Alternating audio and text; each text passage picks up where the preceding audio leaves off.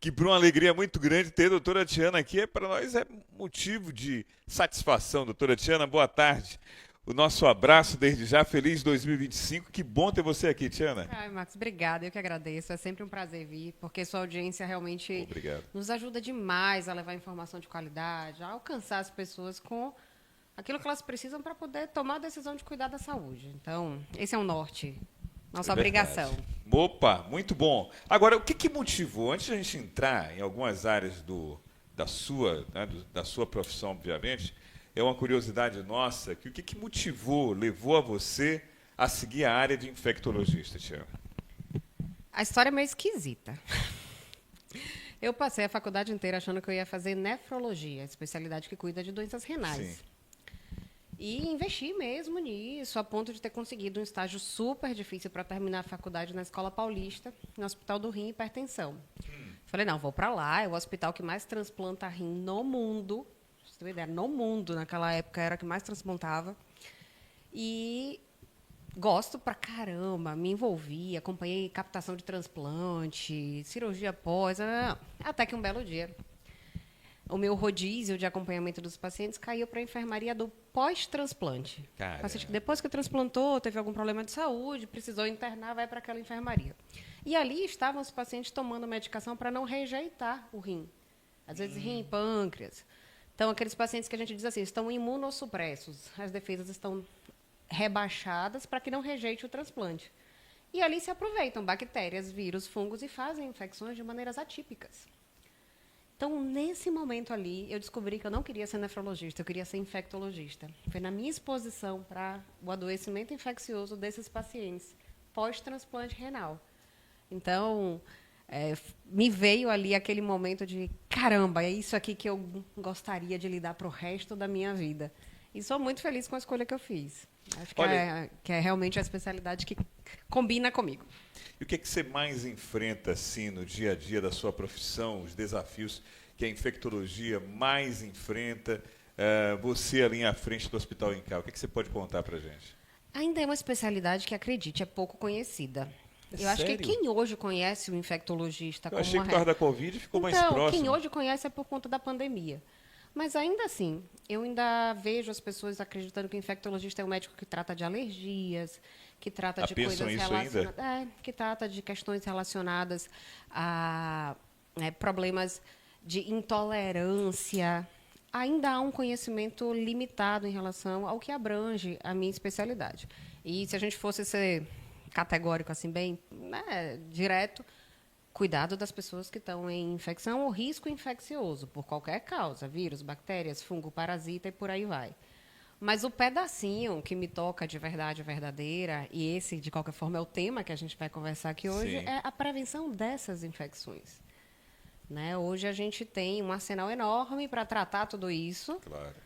mas que não é infinito.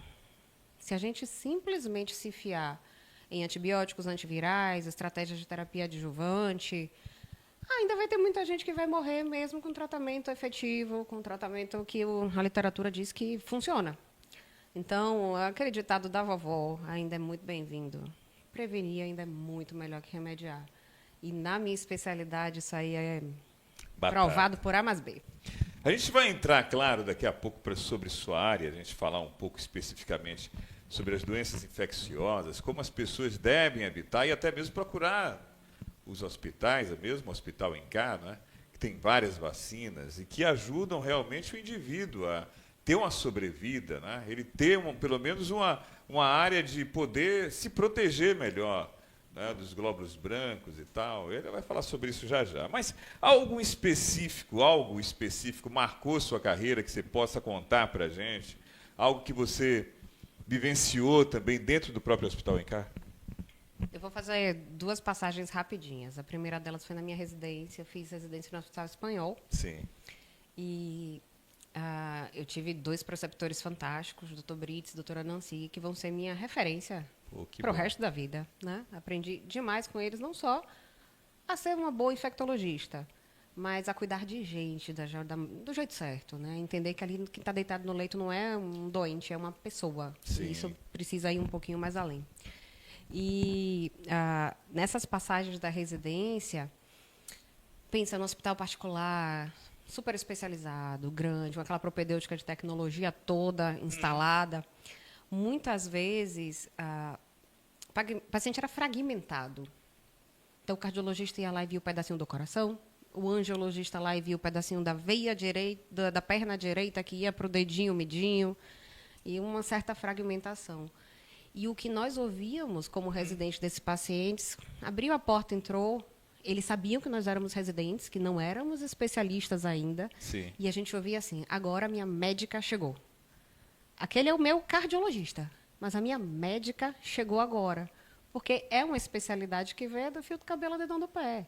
Não tem assim, tô com um problema num gânglio que cresceu aqui no pescoço. Você tem que examinar de cima para baixo e isso traz essa completude que, para mim, é uma cachaça. E já aqui no Hospital Encar, ficaria muito esquisito se eu não falasse na pandemia, né? Foi um marco para todos os infectologistas, eu não tenho dúvida. E foi ali que a gente reforçou o valor de uma especialidade que até então é pouco reconhecida, que por muito foi colocada para baixo do tapete, porque parecia que era uma especialidade para tratar de populações excluídas. A gente estava falando das pessoas infectadas por HIV, por hepatites crônicas, e era algo velado, assim, você não podia falar. Eu ainda peguei isso. Mudamos, graças a Deus, a humanidade evoluiu, né? Mas na pandemia se chegou à visão de que o infectologista realmente está muito além do tratamento de problemas infecciosos pontuais, que a gente pode falar de saúde de uma maneira muito mais ampla e impactar mesmo na vida das pessoas. Eu tenho pacientes até hoje em consultório que passaram os perrengues da pandemia nos seus internamentos críticos, sobreviveram a isso, não tem mais nenhuma questão infecciosa e continuam acompanhando comigo para dizer, eu quero que a minha saúde continue sendo tratada por alguém que entende que eu posso evitar aquilo que aconteceu lá atrás. E, para mim, esse é um grande valor. Esses são os pacientes que eu quero ter o tempo todo comigo, no meu consultório, porque entenderam, no fim das contas, o que é cuidar da saúde. Uma simpatia, nossa querida doutora Tiana Mascarenhas, uma senhora, né, jovem, bacana, e que está sempre linkada também aí, diretamente no Hospital Encar. E eu admiro Tiana pela sensibilidade que ela tem. Ela tem uma sensibilidade muito grande, e é perceptível também que essa sensibilidade, né, toca também a alma dela. Eu vejo alguns cuidados que você tem, Tiana, lá, antes de a gente entrar em alguns vírus, já tem gente perguntando para mim aqui sobre vírus, né?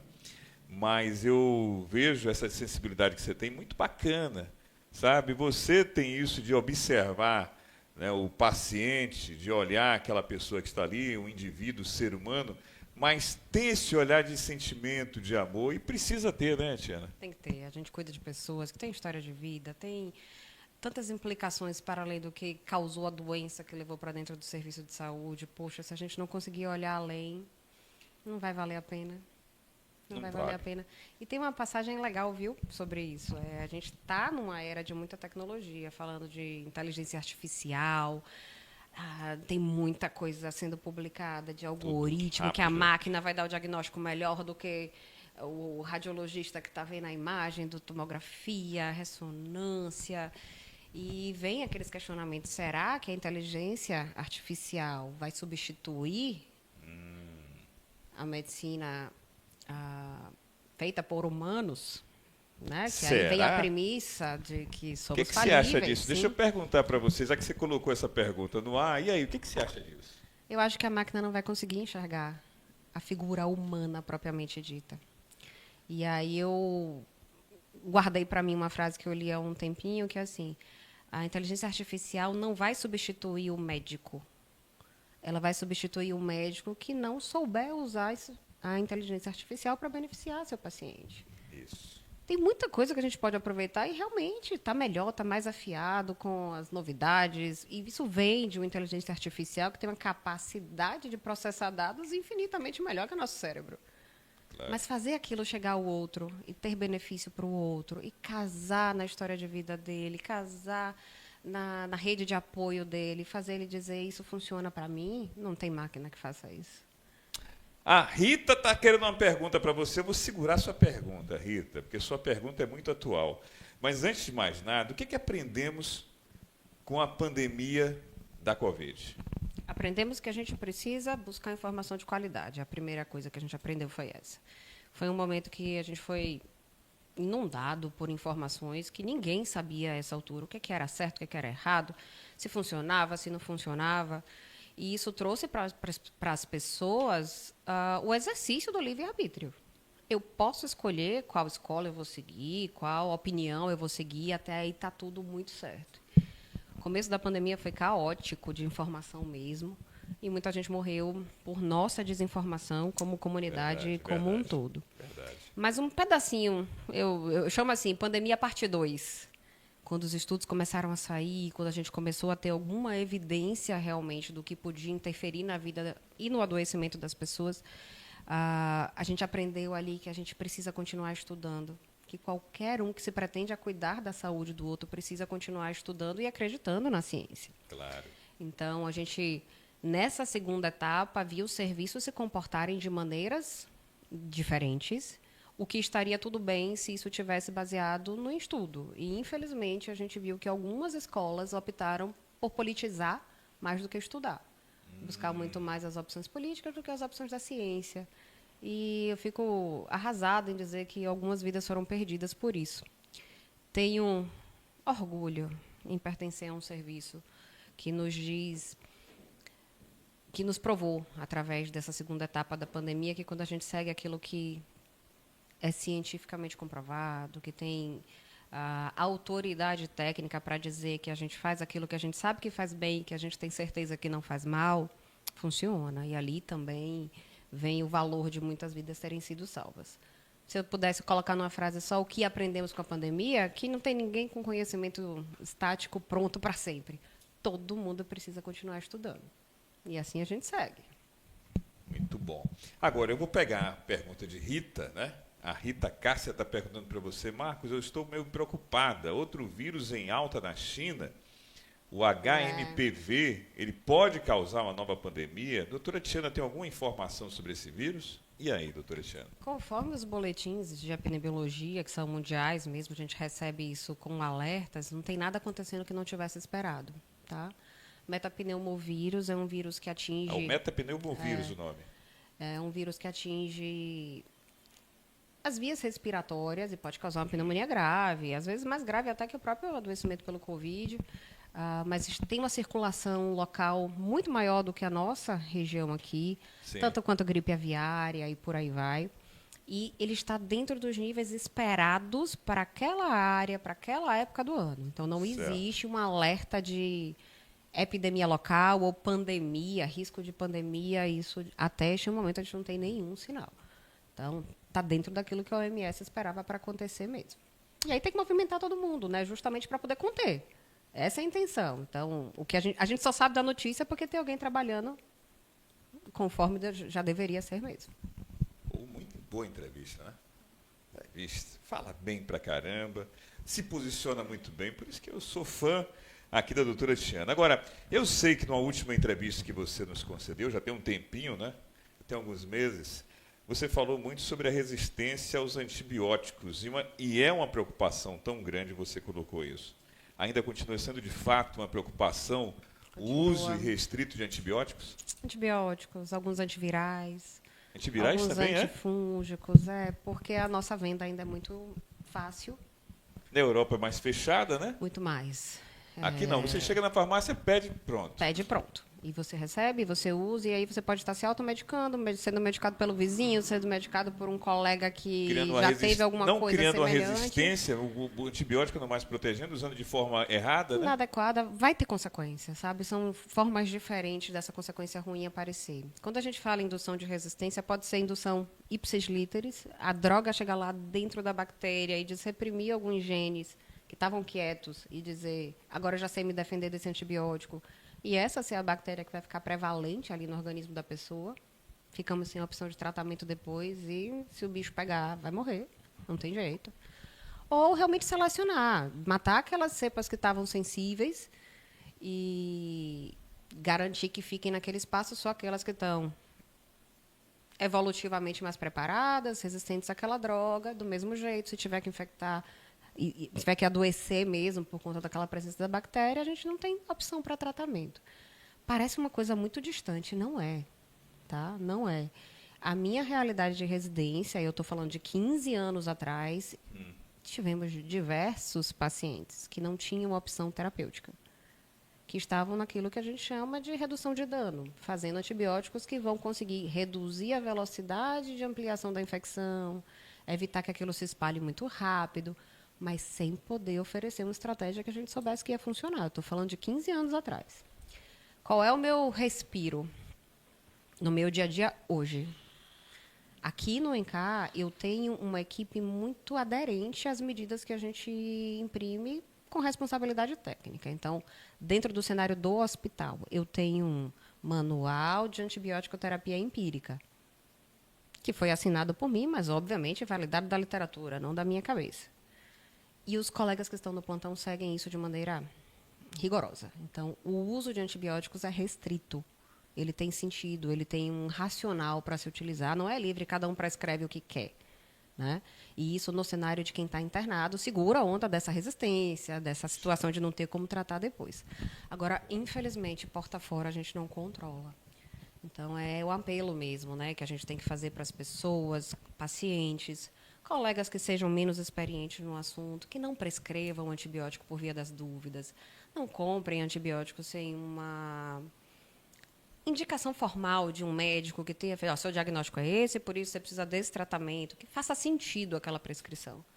Prescrever antibiótico por via das dúvidas é dar um tiro no pé. E ali na frente você tropeça porque esse pé faltou e vai dar errado. Vai dar errado. Vai dar errado. Sem falar nas questões metabólicas, né? Eu lembro sempre que antibiótico é droga. Ele pode funcionar de um lado e destruir um outro, Poxa, né? acabar com a flora intestinal e começar a fazer diarreia, seja pontual ali só naquele momento do uso, ou tem gente que faz doença crônica por isso, interferir na chance maior de infecção por fungo. Tem antibióticos que, mal usados, favorecem a arritmia, pioram o nível sérico de outros remédios que a pessoa precisa usar. Não dá certo. Acredite. Sabe, não tem um ditadinho que fala assim também, tá tudo certo para dar errado? Se correr, o bicho assim. pega, se ficar, o bicho come. Seja um bom médico. Boa. Te orientando. Isso muda tudo. Caramba, ó. Doutora Tiana falando aqui. Agora, eu fico também, essa agora é uma dúvida minha, Tiana, que a gente vai entrar também agora no Hospital ENCAR, mas antes de mais nada, desse preâmbulo todo, né, a gente falando um pouco desse trabalho que você faz, tem pessoas que são contrárias ao uso de algum antitérmico. Por exemplo, estou com febre. Tem médicos que dizem, é bom porque a febre vai ajudar a combater essa doença. O que você acha disso?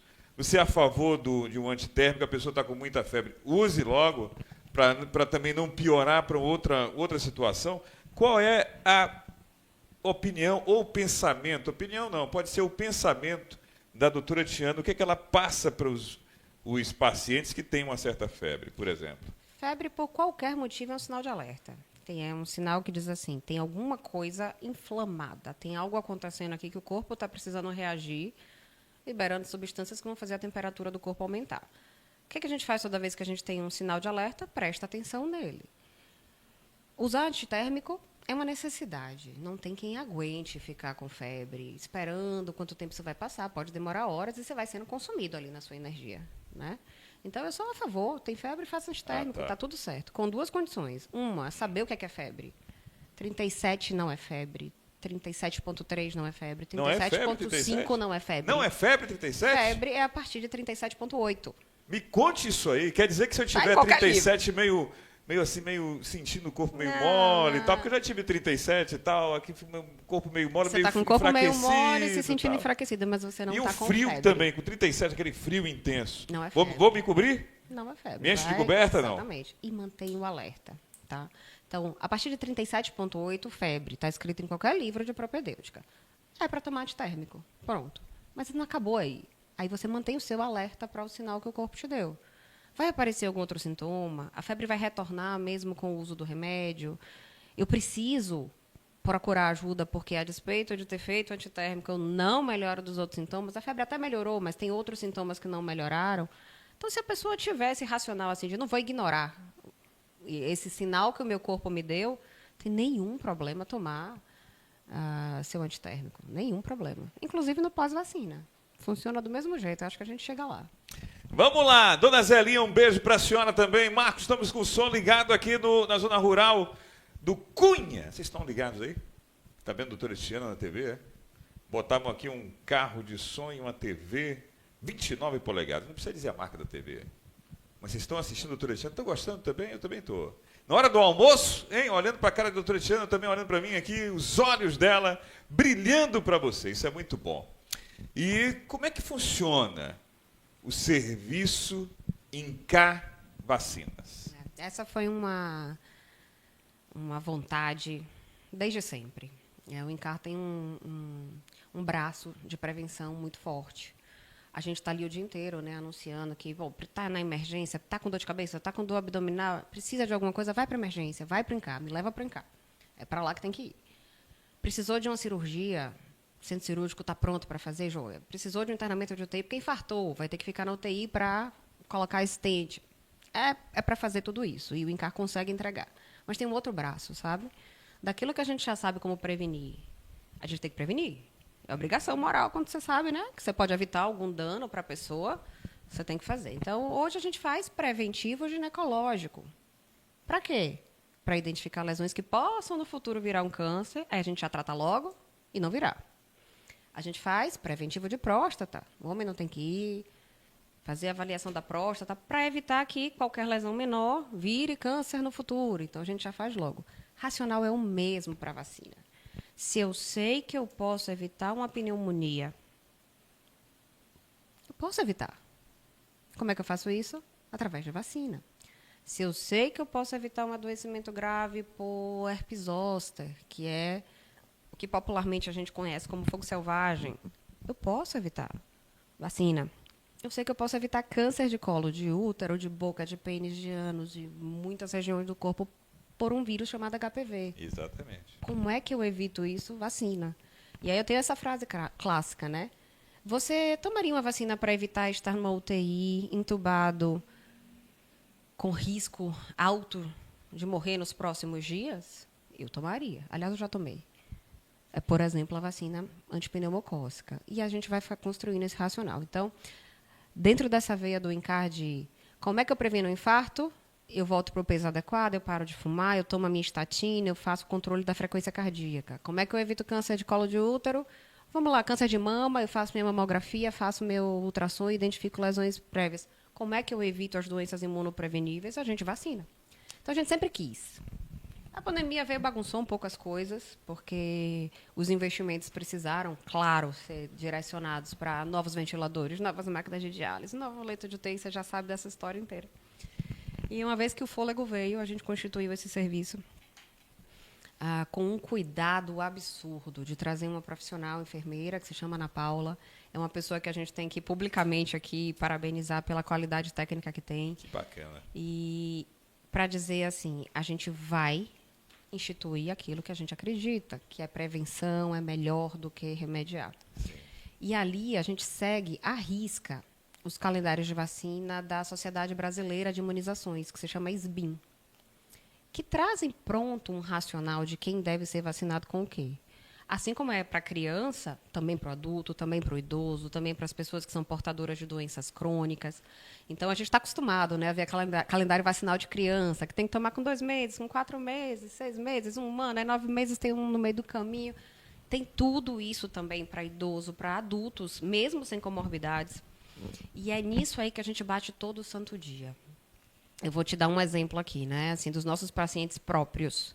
Os nossos pneumologistas, eles lidam muito com pessoas que têm doenças pulmonares crônicas ou que têm risco de desenvolver doenças pulmonares crônicas. É batata. Assim, tão importante quanto eles fazem a prescrição de uma determinada bombinha para abrir os brônquios e ter uma capacidade pulmonar melhor, eles prescrevem todas as vacinas disponíveis para prevenir infecções em um pulmão que está em risco. Peraí, vamos lá. Então, isso essa vacina pneumocócica, né, que eu até anotei aqui, Isso. a pneumovinte é a mesma coisa? Não? É uma delas. Quando a gente fala pneumococo, é uma família Certo. de bactérias, que o nome científico, vamos dizer, é Streptococcus pneumoniae. E dali você tem diversas cepas diferentes, né? Tá. E nem todas elas são causadoras de doenças em humanos, mas pelo menos aí 25, 27 cepas dessas são causadoras de doença. E que pode ser pneumonia, pode ser otite, pode ser meningite. Então, coisa séria. Coisa séria. Então, a gente tem 4 ou 5 vacinas antipneumocócicas.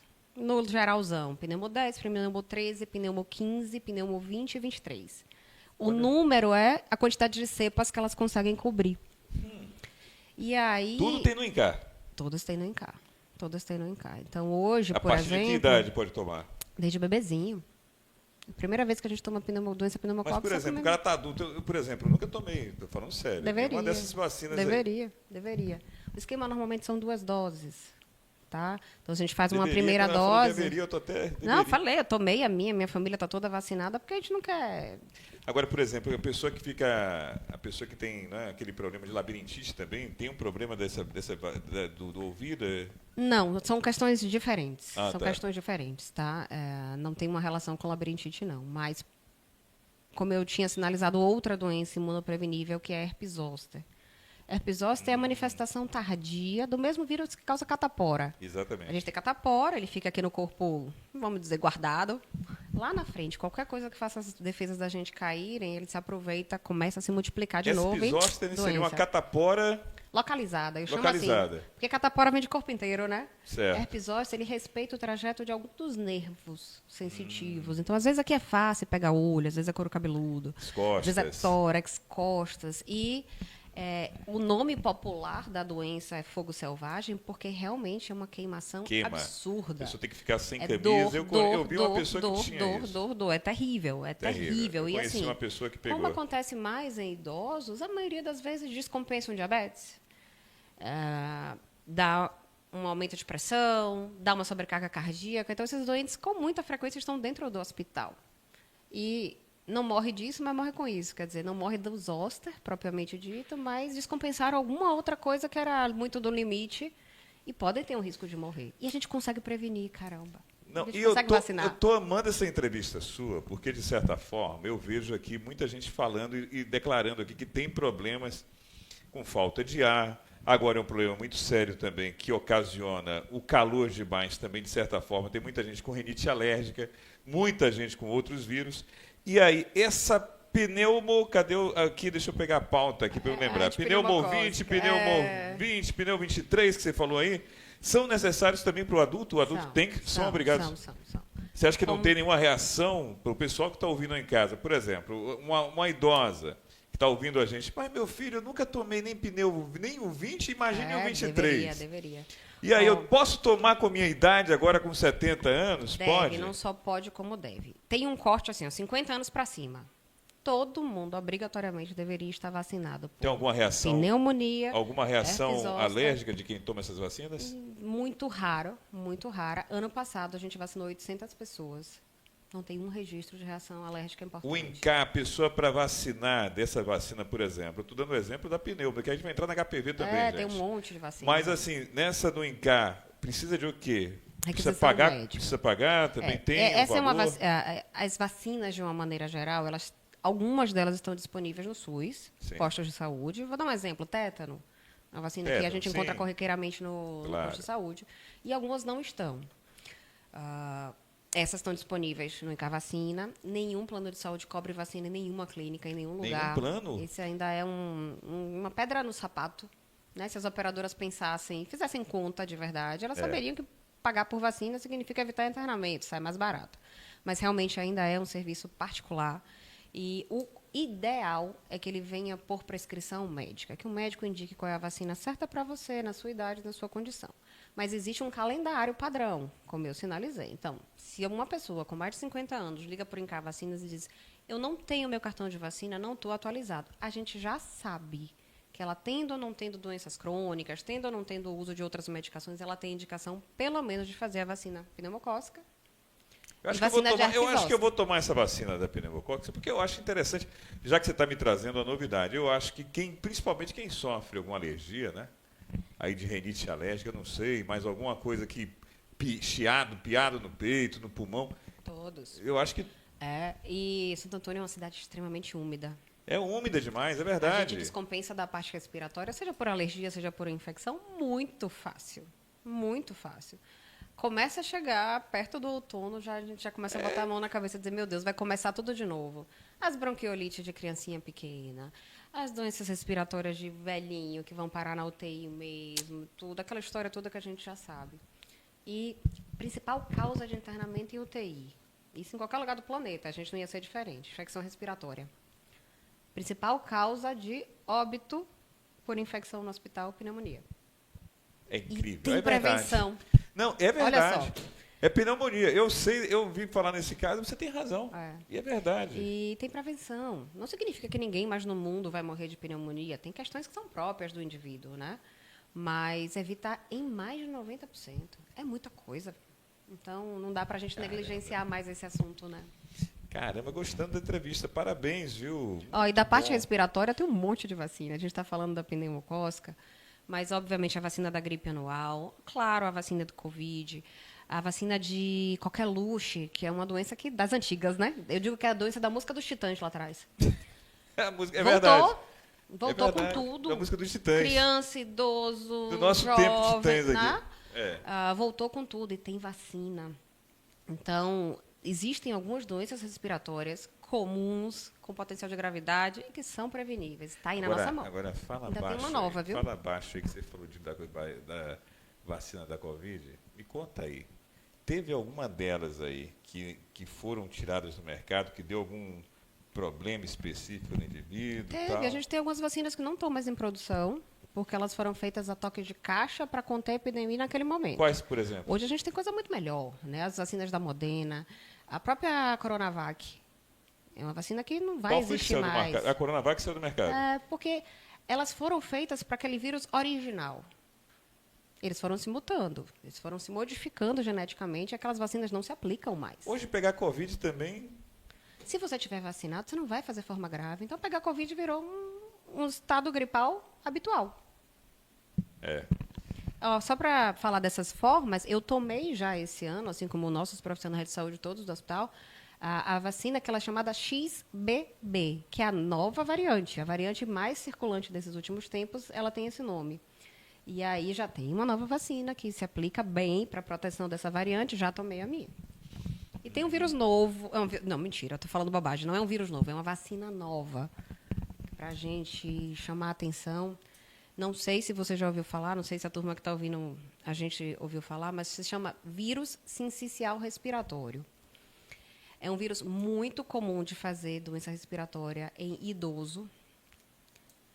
Uma gripe muito forte, que aí desenvolve uma pneumonia viral, vem bactéria em cima, catástrofe.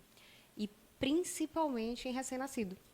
Caramba. E aí, essa é a principal causa de internamento em UTI neonatal. Meu É Deus. bronquiolite por vírus sincicial respiratório. E agora a gente tem vacina, que a gente vacina a mãe grávida, ela produz anticorpos, passa para o bebê e o bebê nasce protegido. Fala que se tem coisa mais bonita na ciência do que isso. Para mim não tem, não. Muito bom. Então, cada um dessas evoluções que a gente tem está disponível, está aqui na nossa mão, sabe? Eu compreendo que custo ainda é um problema. Mas se a gente tiver mais pessoas vacinando, a gente pode comprar em quantidades maiores, as indústrias vão produzir mais, os preços vão cair. Essa é a lógica de mercado. Aqui também o Mário José está perguntando para mim. O Mário, um abraço aí. Marcos, pergunta aí que eu tomei a vacina Pfizer da Covid, mas eu tive muita febre depois da vacina. Tive que tomar um antitérmico e tal. Isso é normal? O que ela pode falar sobre isso? Vamos lá. Como todas as vacinas, tá? Elas têm a intenção de entrar no corpo da gente e induzir uma inflamação. É assim que a vacina funciona. É simular a doença num espaço curto, fazer o corpo dizer assim, ó, se inflame, para você ter o estímulo de produzir os anticorpos que vão deixar a proteção para sempre. E febre é um sinal de inflamação. Então, qualquer vacina pode dar febre, algumas A mais Pfizer que as foi feita outras. diferente também, né? Umas mais que as outras, é verdade. A Pfizer é uma vacina, a gente chama assim, muito imunogênica, o estímulo inflamatório pesadíssimo, e por isso também a proteção que ela conferiu naquela época foi muito, muito, muito boa. Ela saiu do... Não. Aquela forma de vacina daquela época já não é mais produzida, ela já está melhorada, ela já está amplificada para a sua cobertura das cepas. Né? Daquele jeito original que estava lá, ela não existe mais. Acho que quase nenhuma. Não me lembro de alguma que ainda tenha ficado. A da Janssen mudou, enfim, todas elas mudaram. Então, febre pós-vacina é algo esperado. Algumas pessoas têm mais, outras pessoas têm menos. Meu filho, quando tomou um dos reforços já com 15 anos, ou com 5 anos, meu filho tem 9, imagina, viu? Eu estou querendo falar dos 15. Aos 5 anos, um reforço de difteria, tétano e coqueluche, ele fez uma febre de 42. Puxa. Porque 42 é o máximo que o termômetro consegue aferir. Cara, você não ficou assustada, não? Demais, não tenha dúvida. Não tenha dúvida. E aí vamos para essas estratégias de baixar. Passou. Era reação pós-vacina mesmo. A reação pós-vacina. Eu entendo, é aterrorizante, a gente fica doidinho achando que vai ter, né, alguma coisa mais importante. Mas esse é um efeito considerado esperado para as vacinas. Eu sei que o sistema imunológico da Tiana deve estar completo, porque ela mexe muito com isso o tempo todo, né? Dentro do hospital, com pacientes. Eu imagino. Amém. Né? Eu acho que sim. Agora, qual a diferença da vacina HPV nonavalente para disponível no Serviço Único de Saúde? Aquela pergunta que eu te comentei. Você tomaria uma vacina que evita câncer? Com certeza. Na hora. A HPV é uma delas. Tá? Então, HPV é um vírus, muitas pessoas não sabem, mas é um vírus que tem uma transmissão por via sexual muito fácil e muita gente está contaminada sem significar nenhum tipo de promiscuidade, múltiplos parceiros. Não, é porque passa mesmo muito fácil de uma pessoa para outra. Até por uma roupa, né, Tiana? Tem muitas maneiras de se contaminar, mas a gente tem que parar de ver HPV como se fosse uma coisa assim, ai meu Deus, se eu disser que eu tenho HPV, significa que eu peguei todo mundo. E não é isso, não é isso. Esses vírus, como eu tinha comentado aqui de outros também, tem várias cepas, do mesmo jeito. E o que é que o SUS fez? Bom, é mais barato eu bancar uma vacina para as cepas que mais causam câncer do que tratar essas pessoas de câncer, já que é tanta gente contaminada assim. Aí veio a vacina quadrivalente. Então, os 4 principais tipos de HPV que podem causar câncer foram estudados, promovida uma vacina, a pessoa toma a vacina, se entrar em contato com o HPV, não vai infectar, não vai fazer doença grave, não vai evoluir para câncer, massa. Só que esses não são os únicos sorotipos capazes de fazer câncer. Então, cada vez mais a ciência vai fazendo isso, vai descobrindo outra coisa e vai melhorando. E com a vacina do HPV foi assim. Hoje a gente já tem disponível uma vacina que cobre não só para 4, mas para 9 tipos de HPV que estão circulando aqui na nossa realidade mesmo, Brasil, Bahia, Nordeste, e que todos eles são capazes de causar câncer. Então, se a gente for falar no número, matematicamente não tem como ser diferente. A vacina nonavalente é melhor que a quadrivalente. Ainda não está incorporada no SUS, ela só tem nas clínicas privadas de fato, em que as vacinas têm, e ela está recomendada, Marcos, para crianças, veja bem, crianças, meninos e meninas, a partir de 9 anos. Excelente. Porque a melhor opção é prevenir antes da Claro. exposição. Então, é antes de começar a vida sexual. Sem dúvida. Essa é a hora. Excelente isso. Mas E o Hospital Incá tem essa vacina. Tem, e está ali assim, nessa parceria muito próxima da pediatria, da ginecologia, para não deixar de indicar para essa proteção tão importante. Excelente. Muito bom. Muito bom. Passamos. Nós que já não temos mais essa idade tão tenra, quem não Eu ia teve essa perguntar, oportunidade lá atrás de tomar, já tem pode pergunta tomar para você também. aqui. Aproveitar que você disse isso, perdão, desculpa até interrompendo. Já tem pergunta para você. A Carla Souza perguntando, Marcos, e a gente que, se a pessoa tiver HPV, alguém pode tomar essa vacina mesmo assim ou não? Deve.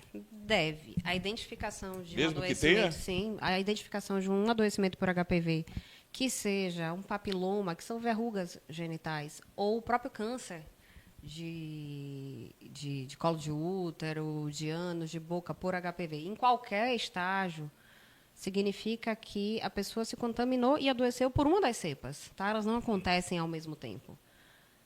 E as outras 3 da quadrivalente? E as outras, portanto, 8, se eu considerar da vacina nonavalente? Você tem que estar protegido. Você tem que estar protegido. Então, é uma recomendação para todas as pessoas que têm ou terão vida sexualmente ativa, mas é uma obrigação mais do que absoluta. Para quem já teve HPV, precisa estar vacinado. Faz parte do tratamento estar vacinado para as outras cepas, que não foram aquelas que a pessoa adoeceu. Excelente. Puxa, Tiana, você não tem ideia como eu estou gostando dessa entrevista. Eu Você vai fico tão voltar mais feliz. vezes, sem Eu brincadeira. fico tão feliz. Tem muitas outras perguntas chegando. Eu sei que já está no finalzinho do programa, né? Mas eu quero mandar um abraço. Deixa eu ver quem está aqui assistindo. que eu falo a Jean pouco, né? Neri está aqui. Jean, um abraço. Feliz ano novo para você, meu querido Jean. Tema de grande importância também achei. Estou achando também, né, Jean? De fato. Agora, tem aqui, muitas pessoas cuidam para manter atualizada a caderneta de vacinação das crianças, mas não têm a mesma atenção com a própria saúde. Por que é importante manter as vacinas em dia, mesmo na vida adulta? Essa pergunta foi do meu querido Jean Neri. Muito bem. As exposições são muito diferentes da idade da infância para a idade adulta e para o idoso. Os riscos de adoecer por essas doenças infecciosas imunopreveníveis, que a gente consegue prevenir com as vacinas, são muito diferentes. Então, uma criancinha pequena não vai ter herpes zoster, não tem sentido falar nisso. Isso. Mas também o idoso dificilmente vai adoecer com uma consequência mais importante por rubéola. Então, o perfil de adoecimento em cada idade é diferente e, por isso, as estratégias de prevenção também são muito diferentes. Mas tão importantes quanto. Não tem muito para onde correr. A gente tem que estar ali prevenindo o tempo todo os adoecimentos graves. A gente, poxa, de vez em quando houve ali, né? Morreu uma criança de meningite. Poxa. Morreu um adulto jovem com uma meningite. E a gente tem hoje as vacinas, como eu citei da pneumocócica, que também é uma bactéria que pode causar meningite, mas tem as doenças meningocócicas propriamente dito. Vacina contra meningococo B, meningococo C, a CWY, que já pegam as 4 cepas.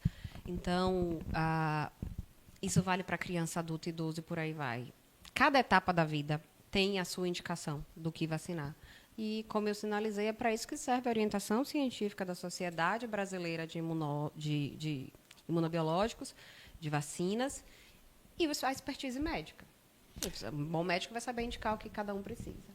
Muito bem. Eu saí daqui hoje já com essa informação, já pensando em Já procurar... faça seu agendamento. E fazer agendamento de tomar minhas vacinas lá no Incar. Eu mesmo vou fazer o meu lá com Tiana, procurar a Tiana lá. É o quê? Nairone Cigano. Obrigado por sua audiência, Nairone. Perguntando quando é que a doutora Tiana vai estar lá presente no Incar. As vacinas eu chego, procuro quem lá? Isso. Boa a pergunta. gente tem um atendimento por demanda espontânea, quer dizer, qualquer pessoa que chegue ao Incar, no centro médico, que é aquela entrada pela Barros e Almeida, Sim. é naquele prédio que fica a sala do Incar Vacinas. Tá? Então, na recepção, a gente não tira ali, tem um totem que você tira uma guiazinha para fazer a ficha, Sim. tem um específico ali, que é a sala de vacina.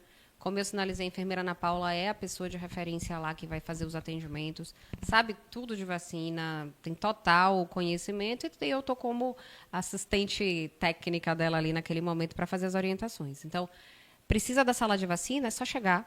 Eu acho que depois a gente pode disponibilizar também os contatos, os telefones aqui, através Pode desses ficar à canais. vontade, se quiser deixar, fica à vontade aí, eu Diana. eu Pois não vou tem, pescar, vou pescar. Pesca aí, Fica fique à de vontade. não Quando sei você não. está pescando, eu estou Mas aqui. essa é uma maneira, assim, de dizer para a população da região de Santo Antônio que esse é um serviço disponível todo o tempo. Tanto Quando quanto você chegar para fazer um eletro, chegar para poder fazer marcar uma consulta, chegar, mesmo esquema. A gente tem essa possibilidade de acessar a vacina com essa mesma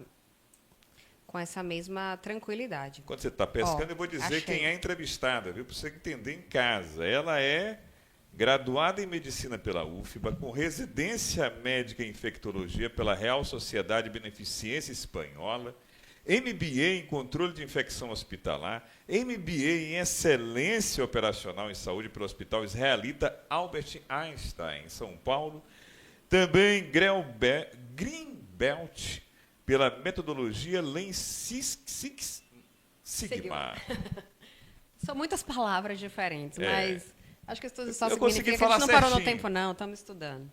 O telefone da sala de vacinas em Cá é o DDD 75 mesmo,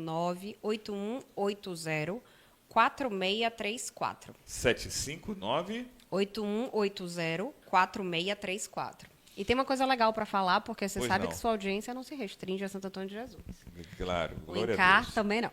Então, nós temos, além da unidade Santo Antônio de Jesus, 4 outras clínicas, que a gente chama de clínicas satélites, na Cruz das cidade Almas, de né? Cruz das Almas, Amargosa, Valença e Ilha de Veracruz, Itaparica. lá na ilha. E em todas essas unidades é possível aplicar vacinas. Excelente. Tá? A diferença, e aí sendo muito transparente, é que aqui a gente tem a demanda espontânea. Quem chegar, chega na hora, já se providencia a vacina, avalia tudo direitinho, já aplica e já sai resolvido. Nas unidades externas, a gente precisa de um agendamento prévio, para que garanta que no dia que a pessoa vá lá tenha disponibilidade, porque a nossa central de controle de vacina é toda aqui.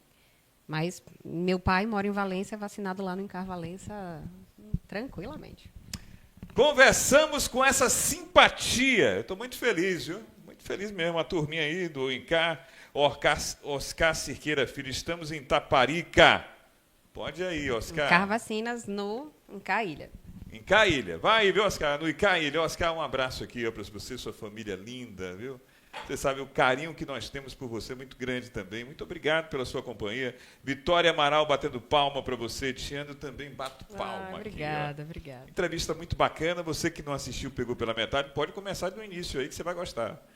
Né, eu peço a Deus que abençoe você. Muita luz. Oscar botou obrigado. Você que não agradeça, não. Me leve lá para a tua cidade lá, viu? Eu quero ir lá. Né? Você me chame, né, para eu ir lá. Eu quero conhecer de perto lá, você sabe, né? Conhecer lá. Mas conversamos aqui com essa querida, simpática, não é? Tiana Mascarenhas, doutora Tiana Mascarenhas, infectologista. Muito obrigado, Tiana. Que Deus abençoe, Ele dê um ano de muita paz, muita prosperidade. Triunfe cada vez mais você, né, Oscar? Triunfo Pernambuco. Você me chama para a sua cidade que eu vou aí. Em Triunfo Pernambuco. E vou levar a doutora Tiana também para ir com a gente. Ela vai lá, eu vou chamar ela para ir com a família dela. E a gente vai também, eu vou com minha família, a gente vai lá para conhecer Triunfo. Muito legal, obrigado, e eu estou muito feliz com sua presença aqui. Eu só posso agradecer mais uma vez pela porta aberta, Poxa, pelo canal muito de bom. fazer chegar às pessoas as informações que, de fato, eu acredito que são muito importantes no autocuidado. Verdade. Quero agradecer também pela paciência. Você já sabe como eu sou. Eu falo. Mas você fala bem. Mas é Fala bem. pela inquietação mesmo, de saber que isso não é para mim, né? É para todo mundo. Então, se eu tiver a oportunidade de ter esse conhecimento técnico, eu tenho que obrigatoriamente reverter isso em benefício para as pessoas. E esse é um dos canais que eu consigo fazer isso. Isso é muito valoroso. Muito obrigado. Eu também tenho muito a agradecer, Tiana, pessoa física, Tiana CRM, mas também como representante do INCAR. Muito obrigado, viu? Muito obrigado. Seguiremos Muito juntos. muito bem representado o INCAR aqui. Simpatia ela, né? Simpatia, doutora Tiana, mas não é só por fora, não. É também na alma.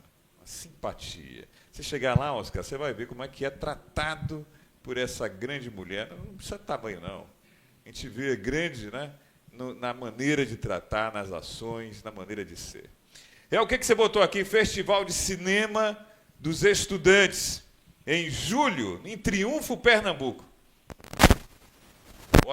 Você marca minha passagem para eu ir também, viu? Com fé em Deus estaremos lá, triunfando em triunfo. Um abraço a toda a família, Oscar. Deus abençoe você também. Você é muito querido por mim. Você, sua família linda, seus filhos, né, sua esposa, muito querida, vocês todos aí. Estou muito feliz em ter você como uma pessoa que mora aqui no lado esquerdo ou do lado direito do meu coração. Meu coração eu boto onde eu quiser. Entendeu? Agora ele está do lado esquerdo porque está Tiana aqui.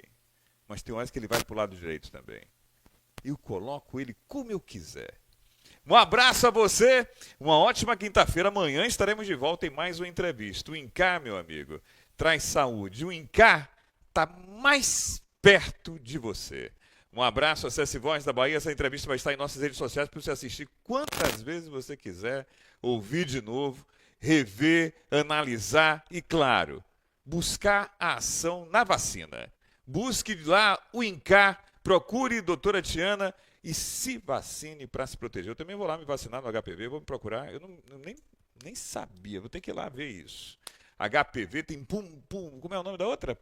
Pneumococcus. Essa daí mesmo. Fala bonita, né? Tiana é diferente. Pneumococcus, Max.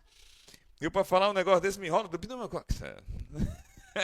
Um abraço aí, Evangelho. Amanhã a gente está de volta, com fé em Deus. Um abraço a todos, boa tarde.